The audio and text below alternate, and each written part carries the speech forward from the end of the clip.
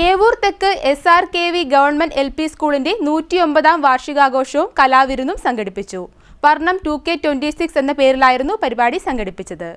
ഏവൂർ തെക്ക് SRKV government LP സ്കൂളിന്റെ 109ാം വാർഷിക ആഘോഷവും കലാവിരുന്നും വർണ്ണം 2K26 എന്ന പേരിൽ സംഘടിപ്പിച്ചു. വാർഷികാഘോഷ പരിപാടികൾ ഉജ്ജ്വല ബാല്യം പുരസ്കാര ജേതാവും ദേശീയ പുരസ്കാര ജേതാവുമായ മുഹമ്മദ് യാസിൻ ഉദ്ഘാടനം ചെയ്തു. മികച്ച നാടക സംവിധായകനും ആർട്ടിസ്റ്റുമായ ഹരിപ്പാട് രവിപ്രസാദ് മുഖ്യാതിഥിയായി. ഉദ്ഘാടന സമ്മേളനത്തോടനുബന്ധിച്ച് മുഹമ്മദ് യാസിന്റെ കീബോർഡ് കലാപ്രകടനമുണ്ടായിരുന്നു. തുടർന്ന് കുട്ടികളുടെ വിവിധ കലാപരിപാടികളും അരങ്ങേറി. മുതുകുളം നടനം നൃത്ത കലാസമിതിയുടെ കൈകൊട്ടിക്കളിയും പച്ച നാട്ടുകൂട്ടം നാടൻപാട്ട് ദൃശ്യവിരുന്നും സംഘടിപ്പിച്ചു. സ്കൂൾ വിദ്യാർത്ഥികൾ തയ്യാറാക്കിയ സ്കൂൾ മാഗസിൻ മൊഴിപ്പൂക്കൾ പ്രകാശനം ചെയ്തു. തെരഞ്ഞെടുപ്പ് പെരുമാറ്റച്ചട്ടം നിലവിലുള്ളതിനാൽ ചട്ടം പാലിച്ചുകൊണ്ടുള്ള ആഘോഷമായിരുന്നു നടത്തിയത്.